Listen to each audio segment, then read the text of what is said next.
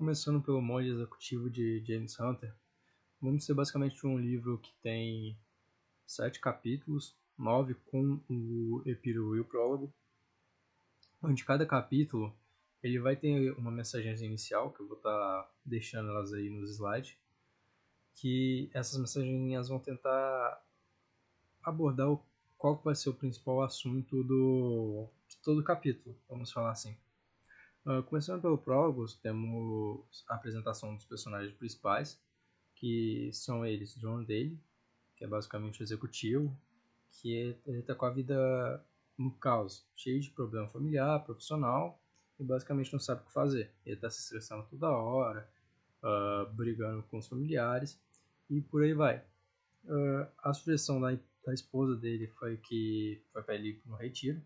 Ele estava completamente cético e não querendo ir, até que ele ouviu do pastor dele o nome de Len Hoffman, que é basicamente o segundo personagem principal, que é um mega executivo, que vai ser o professor deles. Basicamente, esse mega executivo ele tinha sumido do mapa, e bem dizer que ele estava lá dando aula no retiro. Ele até mudou de nome, ele passou de ser Len Hoffman para Simeão, e por aí vai. Começando pelo capítulo 1, as definições. Esse capítulo tem a apresentação de todos os 6 personagens, que são, no caso, 6 alunos, sendo eles o capitão, o pastor, a enfermeira, a professora e a diretora, e o executivo, que é o próprio John. Basicamente, vai ser uma mini interação lá de cada um se apresentar. E depois disso tem a primeira aula. A primeira aula vai ser voltada para a liderança, que é basicamente, nas palavras de Simeão, a habilidade de influenciar. Por que é uma habilidade? Porque é algo que pode ser aprendido. E depois ele explica um pouco o que é influência, que ela é segmentada em poder e autoridade. A autoridade vem de habilidade e o poder é uma capacidade. No caso, é algo que tu tem. Depois eles pegam, fazem uma dinâmica lá de cada um escrever 10 coisas 10 comportamentos que um grande líder tem, que pessoas que têm influência sobre eles têm. Eles fazem a listinha, são essas 10 aí, foram as mais votadas, vamos falar assim. E bem dizer que é isso que trata no capítulo 1. Capítulo 2, Velho Paradigma, basicamente já começa com um puxão de orelha do Len Hoffman em cima do John, já que durante a apresentação inicial o John tava nem aí pros outros e só tava pensando o que ele ia falar sobre ele. Daí o Simeão tá puxando a orelha lá, o John até tenta interromper o Simeão, só que aí o Simeão, mano, calma, peraí. Se tu interrompe as pessoas, isso só fala 3 coisas sobre ti, que é basicamente tu não presta muita atenção no que os outros falam, que você recusa ouvir os outros e que tu acredita que o que tu tem para falar é mais importante que os outros têm. Bem dizer que é esse o começo. Depois vai ter a aulinha lá mais pra frente, que vai começar a passar sobre o Simão vai começar a falar sobre o papel do líder em tudo. Vamos falar assim, tanto em empresa como na vida, no cotidiano, qual que é o papel do líder? Basicamente o papel do líder é servir. E ele até fala que o líder ele só é bom quando ele sabe como servir os outros. Mas isso também não significa que o líder deve estar em mediocridade ou segundo lugar. Ele vai passando mais um monte de coisinha, então esses tópicos importantes que eu já destaquei no próprio slide. E no final ele passa a hierarquia de Maslow, que é basicamente a pirâmide que vai ser abordada nos próximos capítulos. Que a hierarquia de Maslow é basicamente a base dela, tudo que é essencial, e a partir disso, quanto maior for, é bem dizer que coisas de luxo, vamos falar assim, o que as pessoas precisam, desde o começo até a última coisa. Capítulo 3 é o modelo. Basicamente, ele pega a matriz lá de Marshall e transforma ela para uma coisa de liderança, onde que a base da pirâmide vai ser a liderança, depois vai vir a autoridade, serviço, sacrifício, amor e vontade. E aí ele vai definir um pouquinho o que é vontade, que no caso vai ser as intenções e as ações, porque intenções sem ação basicamente nada. E ele também vai falar nesse capítulo sobre a importância da opinião contrária, já que o capitão ele sempre discordava com os caras, principalmente quando voltou o tópico amor no papel da liderança. O capitão lá, o coronel, ele basicamente batia a cabeça e falava: não tem nada disso aí, não tem nada a ver não. E depois tem a questão da obediência, que ela é tratada no início do capítulo, quando o Simeon fala que, pô, John, eu não posso tomar café contigo, já que o John, desde o primeiro capítulo, pediu para o Simeon tomar café com ele. Aí o Simeon fala, pô, tem que ver com os padres maiores aí, vocês deixam. Aí os padres maiores não deixou, o John ficou puto e o Simeon falou, mano, entende o bagulho, saiba obedecer, porque a obediência ela te ajuda a quebrar falso ego e orgulho. Bem dizer que foi isso. Capítulo 4, o verbo, que é basicamente o capítulo ele aborda a definição de amor, que é um tópico que entra bastante nos capítulos passados.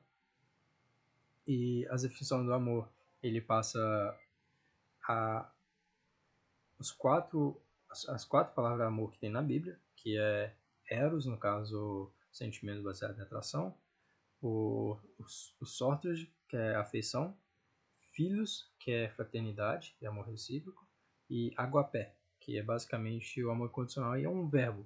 E é o agapé que é o tipo de amor que é utilizado na quesito de liderança. Os resultados, por outro lado, suas vontades e necessidades, busca de maior através do sacrifício, o livro volta a ressaltar o papel do líder, satisfazer a necessidade de... Beleza. Aqui tem a definição de aguapé, que basta todos essas 8 palavras aí, estão tudo dentro dele. Capítulo 5 é ambiente, ele começa com duas metáforas. Ele começa a falar que tem que criar um ambiente propício para ter crescimento próprio das pessoas em torno. E tu não pode esperar que seja uma coisa rápida, tem que esperar, tem todo um processo e tem que ser paciente, porque só lá na frente que tu vai conseguir colher os frutos. Ele passa duas metáforas para exemplificar isso, que uma que é do fazendeiro, que é quando tu planta a semente, espera tudo um processo para poder colher lá na frente os frutos, e o outro é o sistema financeiro, onde tu investe em uma ação que está baixinha e ela vai subindo conforme o tempo. Aqui tem um mini poeminha, entre aspas, que fala sobre...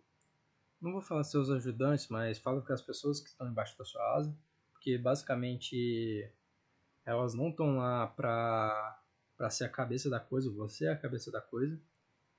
E basicamente, se tudo der ruim, elas vão sofrer.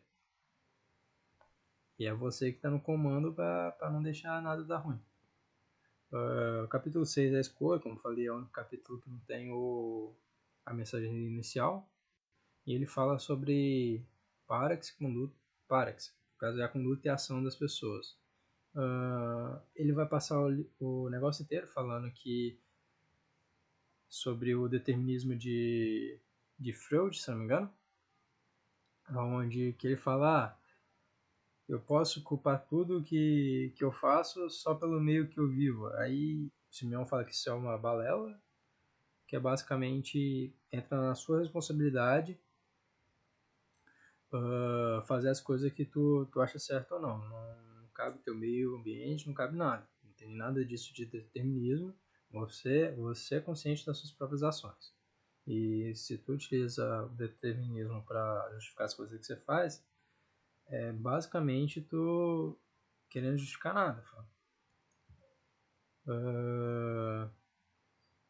Aqui ele passa os 4 estágios para novos hábitos e habilidades, que o estágio 1 é que é basicamente o inconsciente sem habilidade, que você não tem habilidade, o que você quer e nem sabe como você faz, e depois a estágio 2, onde você começa a praticar essa habilidade conscientemente, mas você ainda não vai ter ela. O estágio 3 é que você vai continuar praticando essa habilidade e você vai começar a aprender ela. Quando você aprendeu, você vai ver que vai passar uma hora que vai estar tão intrínseco em ti que tu nem vai precisar pensar quando você for fazer. É que nem respirar. Tipo, se eu falo pra tu respirar agora, você vai sentir tu respirando, mas quando tu tá tranquilo, tu nem vê tu respirando, tu respira inconsciente.